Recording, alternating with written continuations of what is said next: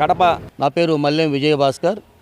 నేను కడప జిల్లా పాఠశాల సంఘం ప్రెసిడెంట్ గారిని, ఆంధ్రప్రదేశ్ పాఠశాల ఫెడరేషన్ జిల్లా అధ్యక్షుని మరియు స్టేట్ జాయింట్ సెక్రటరీ. ఈరోజు క్రైస్తవ రాష్ట్రంలో మరి అట్టుడికి పోతూ ఉంది. చాలామంది క్రైస్తవ పాస్టర్లకి వారి మనోభావాలను మరి ఎంతో బాధాకరమైన రీతిలో మరి జరుగుతుంది. మరి పగడాల ప్రవీణ్ గారు మరి అకాల మరణం, మరి వారు చనిపోయినటువంటి తీరు చూస్తే మాకు పూర్తిగా అనుమానాలు ఉన్నాయి. మరి వారిని మరి ఎవరు హత్య చేశారో అయితే మాకు ఇంకా అంతు పట్టడం లేదు. పోలీసు ఇన్వెస్టిగేషన్ అయితే చేస్తూ ఉన్నారు. పోస్ట్మార్టం కూడా జరిగింది. మరి ఆ పోస్ట్మార్టం రిపోర్ట్లో కూడా మరి 29వ తారీఖున పోస్ట్మార్టం రిపోర్ట్ ఇస్తామంటున్నారు. ఏది ఏమైనాను ఒక మంచి దైవ సేవకుని మేము కోల్పోయామని చాలా బాధపడుతున్నాం. ఆ దైవజనులు మరి పగిడాల ప్రవీణ్ గారు, వారు కడపవాసి. మేమందరం కూడా కడప జిల్లాలో ఈరోజు దైవజనులందరం కూడా ఈ విషయంలో చాలా దిగ్భ్రాంతి చెందుతున్నాం. ఇటువంటి మరణం చాలా తీవ్రమైనటువంటి బాధ అనిపిస్తూ ఉంది.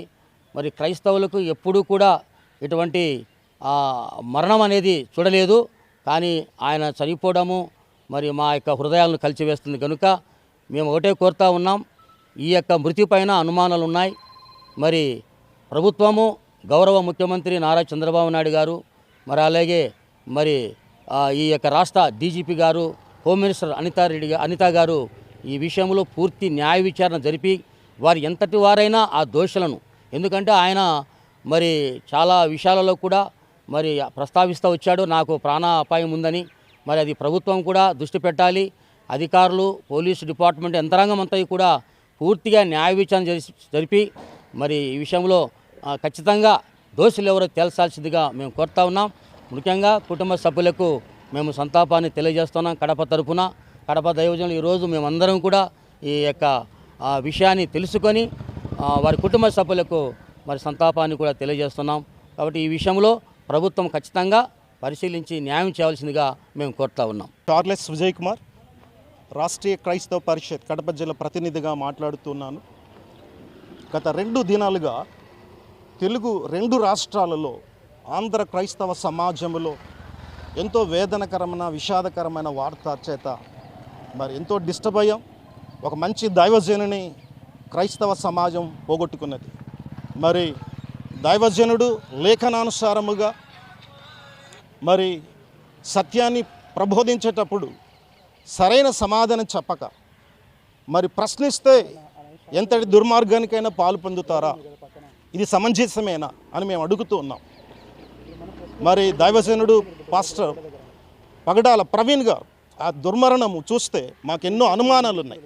ప్రస్తుతం ఇన్వెస్టిగేషన్ జరుగుతుంది కనుక నిజ నిర్ధారణ తేలేంత వరకు మేము కూడా గట్టిగా దీన్ని ప్రభుత్వం దృష్టికి తీసుకెళ్తున్నాం. నిష్పక్షపాతముగా ఇన్వెస్టిగేషన్ చేసి ఆంధ్రప్రదేశ్లో కాదు, భారతీయ సమాజంలో, ఆంధ్ర క్రైస్తవ సమాజంలో, భారతీయ సమాజంలో న్యాయం చేకూరుస్తున్న విశ్వాసంతో మేము మాట్లాడుతుంటున్నాం. మరి పగడాల ప్రవీణ్ గారు సోషల్ సర్వీస్ చేస్తుంటున్నారు, ఆర్ఫనేజ్ నడిపిస్తుంటున్నారు. మరి లేఖనానుసారముగా తాను చేస్తున్న సేవను ఎదుర్కొనలేక ఈ మధ్యకాలంలో మన 2 తెలుగు రాష్ట్రాల్లోనూ ఇంకా ఉత్తర భారతదేశంలోని గమనిస్తే క్రైస్తవ సమాజం మీద, మరి సేవకుల మీద, సంఘాల మీద అన్యాయంగా దాడులు చేస్తున్నారు. వాస్తవానికి క్రైస్తవులు శాంతి కాముకులు. మరి సమాజ బాగు కోసం వారు ఎంతో నీతి నిజాయితీగా ప్రాణాలు అర్పిస్తూ ముందుకెళ్తున్నారు. కాబట్టి కేంద్ర ప్రభుత్వం, రాష్ట్ర ప్రభుత్వం క్రైస్తవ సమాజం మీద, క్రైస్తవ సేవకులు, నాయకుల మీద ఒక ప్రత్యేకమైన నిఘా పెట్టి న్యాయం చేయవలసిందిగా మేము కోరుతుంటున్నాం. మరి ఆ యవన కాలంలో చిన్న ప్రాయములో పగడాల ప్రవీణ్ గారు దుర్మరణ పాలవటం వల్ల ఆయన సంఘానికి, ఆయన పరిచర్యకి, ఆయన కుటుంబానికి తీరని నష్టం జరిగింది. ఈ విషాదకరమైన విషయాన్ని ప్రభుత్వం దృష్టికి మేము తీసుకొస్తుంటున్నాం. నిజ నిర్ధారణ తేలేంత వరకు ప్రభుత్వం కూడా, ముఖ్యమంత్రి గారు, ఉప ముఖ్యమంత్రి గారు, దానికి సంబంధించిన అధికారులు, హోమ్ మినిస్టర్ గారు ఖచ్చితంగా న్యాయం చేస్తారని ఆశిస్తూ మరి ఈ విషయంలో ప్రత్యేకముగా మరి 2 తెలుగు రాష్ట్రాల్లో అనేకులు క్రైస్తవ సమాజంలో నాయకులు, సేవకులకి రక్షణ, భద్రత కల్పించవలసిందిగా కోరుతూ ఈ మాటలు ముగిస్తున్నాను. ఓకే. రెవరెండ్ డాక్టర్ డివి ప్రసాదరావు, సిఆర్పిఎఫ్ యొక్క డిస్ట్రిక్ట్ ప్రెసిడెంట్ను. చాలా బాధాకరమైన విషయం. ప్రవీణ్ కుమార్ పగడాల గారు చనిపోవడం చాలా బాధాకరం.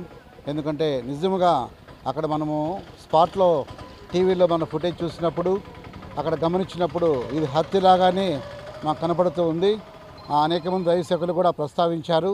మేము కూడా దాన్ని తీవ్రంగా ఖండిస్తుంటున్నాం. ఒక దైవ సేవకులు ఉన్నది ఉన్నట్టు మాట్లాడితే హత్య చేయడానికి కూడా వెనుకాడని ఈ యొక్క మతోన్మాద ఆ యొక్క శక్తులు నశించిపోవాలి. ఎందుకంటే ఇక్కడ గౌరవ ముఖ్యమంత్రి గారు కూడా యాక్షన్ తీసుకొని తీవ్రమైన రీతిలో వాటి కోణం తీసుకొని లోతైన కోణంలో దర్యాప్తు జరిపించాలి. జరిపించిన తర్వాత నిజమైన వెలికి తీయాలి.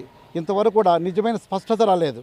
ఎక్కడ కూడా ఎంతమంది పోయినా కూడా ఇంతగా ఏమి స్పష్టత రాలేదు. ఎంతమంది దైవ సేవకులు, ఎంతమంది క్రైస్తవులు, యూత్ అంతా కూడా ధర్నాలు చేస్తున్నారు, శాంతియుత ర్యాలీ చేస్తున్నారు. అయినప్పటికీ కూడా పోలీసు వారు కూడా ఇంకా పూర్తిగా స్పందించలేదు. నిజమైన ఎంక్వైరీ జరిపించి అక్కడ పోస్ట్ మార్టం రిపోర్ట్ కూడా అది క్లారిటీగా ఇంతవరకు ఇవ్వలేదు. కాబట్టి అవన్నీ కూడా వెలికి తీసి నిజమైన వాస్తవాలు ఏం జరిగాయో, అసలు ఆ వెహికల్ని గుద్దాయో లేకపోతే ముందుగానే దాడి జరిగిందో, ఇవన్నీ విషయాలు కూడా మాకు తెలియాలని మేము కోరుతుంటున్నాం. మా తరఫున, మా దైవ సేవకులు కడప తరఫున మేమందరం కూడా ఆ విషయమై చాలా బాధపడుతూ ఖండిస్తుంటున్నాం.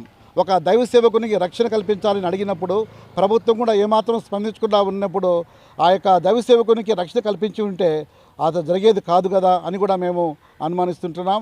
కాబట్టి ఇది లౌకిక రాజ్యంలో మనం ఉంటున్నాం. ఎందుకంటే మనకు అన్ని మతాల కులాలు అన్నీ కూడా అన్నీ సామరస్యంగా, సంతోషంగా, సమాధానంగా ఎవరికి ఇష్టం వచ్చిన వారు ఏ దేవునైనా పూజించవచ్చు, ఆరాధించవచ్చు, కొనియాడవచ్చు. అయితే ఇక్కడ ఒక వ్యక్తి నిజమే ఉన్నట్టు మాట్లాడితే అన్ని మతాల గురించి ప్రస్తావన తీసుకొచ్చి కరెక్ట్గా చూపించినప్పుడు కూడా ఆ వ్యక్తిని హత్య చేయాలంటే ఎంతమందిని హత్య చేస్తారు? నిజముగా ఈ మతోన్మాదము నశించిపోవాలి. వారిని తీవ్రమైన పనిష్మెంట్ ఇవ్వాలని గవర్నమెంట్ మనం కోరుతుంటున్నాం. మా కడప వాసి కాబట్టి ఆయన ఎక్కడో కాదు, కడపలో ఆయన జన్మించాడు, కడపలోనే ఉన్నాడు, హైదరాబాద్లో ప్రస్తుతం ఉంటున్నాడు. ఆయన అంత మాత్రమే కాకుండా అనేక మంది అనాథలు కూడా ఆయన సేవ చేస్తూ ఉన్నాడు. అటువంటి మంచి వ్యక్తిని, ఒక వ్యక్తిని మేము పోగొట్టుకున్నాం. కాబట్టి మేము తీవ్రమైన సంతాపాన్ని వ్యక్తం చేస్తూ వారి కుటుంబానికి తీవ్రమైన సానుభూతి తెలియజేస్తూ ఎప్పుడు కూడా ఆయన పరలోకంలో దేవుడి సన్నిధిలో ఉంటాడని నమ్ముతూ, విశ్వసిస్తూ నేను ఈ సందర్భంగా తెలియజేస్తుంటున్నాను.